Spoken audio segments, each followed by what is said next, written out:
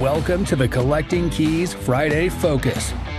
What is going on, guys? In this episode of the Collecting Keys Friday Focus, you have me, Mike DeHaan, here to talk to you about my thought of the week, or I guess question of the week. If you're new to these episodes, every Friday, either I, Mike DeHaan, or my co-host, Dan Austin, pick a topic for the week that's either from our Wednesday episode that was something that kind of spurred additional thought, or is a question from other people that are in our life and our community that we just wanted to elaborate on a little bit more in a solo show. So, we call it the Friday Focus because we focus in on a specific topic and we create a little 7 to 12 minute sort of brain dump on the topic at hand. So for this week, I wanted to veer away from the real estate a little bit and go down a rabbit hole on something that's been asked of me a lot recently. And I think it's come up a lot recently as our podcast has started to have some more significant traction. We've started to get a lot more organic listeners coming into our sphere. And we've started to have, just like a lot of people that have known us from before being like, hey, I see you plugging this podcast that you're doing. Why exactly are you doing that? So I wanted to dive into why exactly I started this podcast, why exactly Dan and I started this podcast, and also why I suggest that everyone that wants to be a serious entrepreneur or business owner should consider doing so, or consider doing some other kind of content, because I do think it is very important. So we're going to go through that over the next little bit here. So the main reason that Dan and I decided to start a podcast was honestly because we enjoy it, first off, but the whole concept behind it, I guess, came out. So just a little bit of backstory. Dan and I are best friends from college. And we've always been the kind of friends that, we could go to a brewery together and just sit there and talk for like 3 hours about pretty much nothing or anything all at the same time. And we have carried that, I guess, together in our relationship for the last, 12, 13 years, however long we've known each other. And it's to the point where we started to get into business together, and those, different sort of business problems and opportunities started to overwhelm our lives. It would be problematic for, I guess, hanging out as couples with our wives and our families, because what would happen is Dan and I would just sit there and just chatter about business, whatever we have going on, and we would just be super cued into each other. And ultimately what happened is my wife actually coined the term the Mike and Dan show in kind of like a derogatory way. She basically said, a lot of times we were sort of hanging out. My wife's introverted, Dan's wife was introverted, and my wife made a snarky remark of like, okay, well, I guess we got to get out of here so we don't get stuck listening to the Mike and Dan show all night. And that became kind of a joke, right? And we realized that, it was a thing that we did, this sort of just like ramble conversation that we would have with each other. And, that sort of, we didn't really think much at the time. But fast forward a little bit, Dan's family has traveled with my family a little bit over the years. So one time we were all in Hawaii. My parents were there. My wife was there, and Dan and his wife were there, and his family were there. And we got into our typical routine. Mike and Dan are having the Mike and Dan show down by the pool. We're completely just oblivious to everything going on around us. And the crazy thing was, my parents, who were there sort of as bystanders, admitted that they actually enjoyed listening to the Mike and Dan show, and that our banter was generally entertaining to them. So, to our wives' dismay, they could just not stand the, back and forth that we would have when they weren't interested. Turns out the third parties actually found it rather entertaining. And not long after that trip, we got back, we started talking about like, hey, maybe we should put this on the air for people. And lo and behold, the podcast was born. We knew we needed to have a topic. Like, there's only so many shows that can be out there about just like two white guys talking about whatever's on their mind. I don't think the world needs any more of that. So we decided to make it a business focused show around real estate. So our original podcast name was not Collecting Keys, but it was the No BS Real Estate Investing Show. We were going to talk about real life real estate related things from people that are actually investors and not a lot of the sort of theoretical stuff that's out there. I think we got like 2 or 3 episodes in with that name where we decided we didn't like it. And we also discovered that there was another show with a very similar name, and kind of on a whim, Dan coined Collecting Keys, and it just stuck. I think he actually made it as like kind of a joke in one of our sign-offs where he was saying like go out and collect those keys. And that just became the new name for the show. Our first episodes were terrible. If you ever go back and you listen to our first 10 episodes, I'm so sorry for the time that we have wasted of yours. Like, honestly, just ignore those. If we could take those down, I would, because for some reason, I don't know what people do. Like, they treat podcasts like a TV show where they just go and they decide that they like it and they go start from the beginning. A, I don't know how people have that much time. And B, like, why would you do that to yourself? Because those first couple episodes are terrible. And I feel like they do give a poor representation of what the show is now. But either way, we enjoyed the process and we were committed to doing it. When we first started, our commitment was to do it for 6 months on a weekly basis. We made a hard commitment to that. And then after that, if we decided that we didn't like it anymore, we would just be done and it would be none the wiser. We didn't even really promote it that much for the first 6 months. We just kind of like let it ride. So, we were doing the show. We would just put stuff sort of out into the sphere. 6 months later, we started to have a little bit of organic growth for some reason, which was pretty wild to see. And not only that, but we started to have just like random people reach out that were fans of the show. They'd, shoot us a message on Instagram. They'd reach out from different groups we were in, just like say, hey, they were listening. Thought it was pretty cool. They liked what we were talking about. So that gave us a little bit of motivation to start going past that initial 6 month period. As, more people started to reach out, more growth started to happen. I started guesting on more shows. I started to get asked to come on a various range of shows. And that sort of motivated me even more.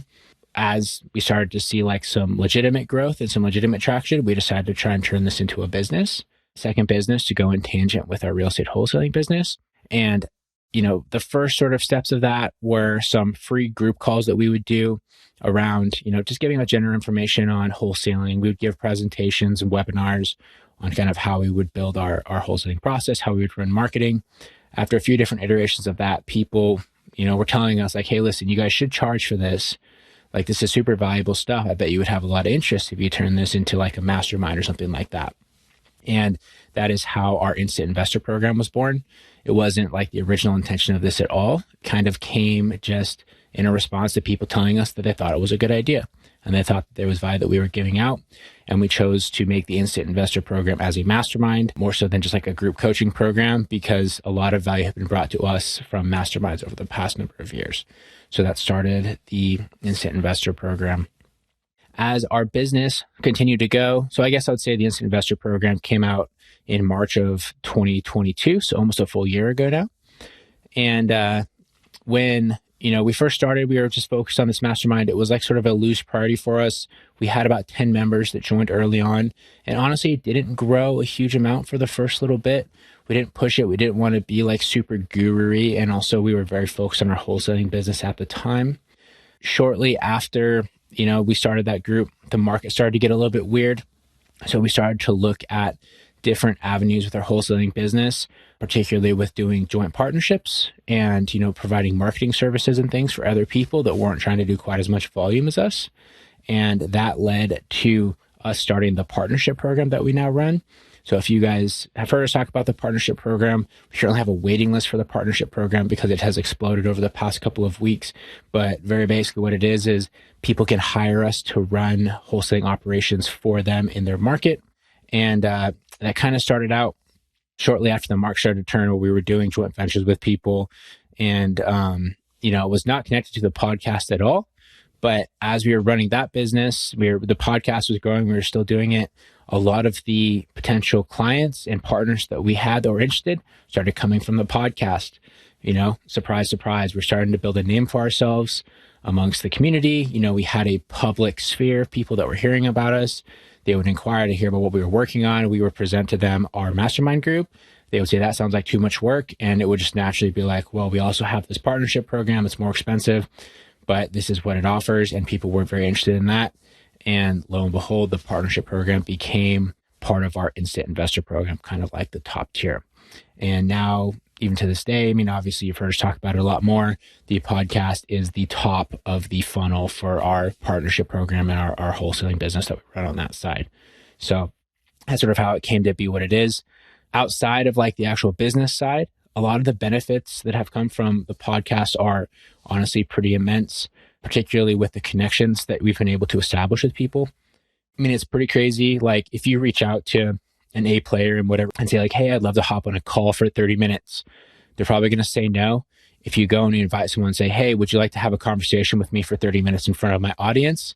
They're more often going to say yes, because they want to get their names out there too. So it's a great way to provide value to people that you want to be closer to. And honestly, what a lot of our interviews and stuff look like, especially with some of the more successful names, is, we get on with them, we talk about, 15 minutes getting to know them, we record our show, and then we continue to chat with the guests from anywhere from 10 minutes to an hour afterwards, where we get to ask all sorts of selfish questions about our business, their business, how we can help each other, deals, tons of great stuff that doesn't end up on the air, but is beneficial to both parties. And that would never be possible without a podcast, because we probably never would have been able to connect with them anyway, or we just never would have been on each other's radars. And, through the show, we've met, partners which have become very successful clients of ours that we work with in our partnership program. We have met business partners on deals that Dana and I are now investing in. We met our current business coach, Steve Rosenberg, who's going to be coming out on an episode here, I think in about 2 weeks, who's just been absolutely game-changing for us. We've started to really establish a lot of authority amongst the community. We're starting to be asked to speak at conferences and attend conferences and be involved in these things that are way outside of our normal zone or anything that we anticipated. And all of that has come from this show, right? And, for us as investors, as entrepreneurs, everything in between, it's been extremely beneficial. And, all that being said, if you want to be a serious business owner and a serious entrepreneur, building a personal brand, that is honestly an extremely necessary thing these days. You look at some of the most successful people in every business, they have a strong personal brand behind them. I mean, honestly, even Elon Musk, right? Here, he's got famous because of his multi-billion-dollar companies. But one of the reasons he continues to be famous and the Tesla stock went crazy is because he has his personal brand that he's established mostly through Twitter, which kind of, and he does his thing, that's his brand, right? And people are into that. And then even on a more small scale level, there's people like Joe Rogan, Brandon Turner. A lot of these people, they have so many opportunities with themselves in their business just because they have this personal brand and they're a recognizable name. And the crazy thing is you don't even have to be that big. It can be a smaller personal brand, right? But it will still give you authority over everybody that doesn't have that. And the core behind establishing that personal brand comes down to content, right?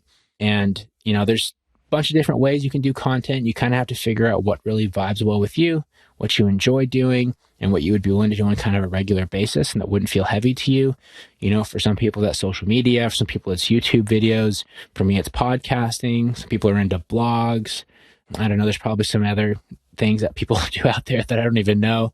But the personal brand is an essential thing right now if you want to be serious with your business and you want to grow with any sort of legitimate pace.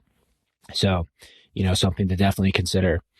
All that being said, it is not something to be taken lightly. It is a serious commitment to be jumping into some content like this, especially long form content. There is a lot of work that goes into the back end of it to have it be done well. Our current overhead on our podcast with all the staff and the producers and everything we have is about $6,000 to $7,000 a month. It may not look that way sometimes with our ragtag nature of doing things, but between our producer, all the platforms that we run, our producer does our editing, it's a service, but still costs us money. All the platforms that we run, the VAs that do all the posting to the various platforms, our video editor that's our YouTube videos, our digital product manager that makes sure everything gets delivered on time. All of a sudden that adds up pretty quickly, especially when you're doing 3 episodes a week. I mean, now you can do all that yourself, but if you're like us and you're trying to balance that with a business, it's just not possible, right? There are career podcasters that get into doing all those things themselves, but that's a little bit different. Either way, whatever you decide to do, understand that it is a commitment, but the results will be worth it. But if you're going to do it, make sure you're going to do it right. And don't be cutting corners or not going into it 100% because it will just be a waste of your time. Anyways, guys, that was a fast 15 minutes for me anyway. Might have been super long for you and you're like, why the hell is this guy still talking? But I hope you got something out of it. My passion for podcasting has grown immensely. And I just love the fact that it supports my current business very well.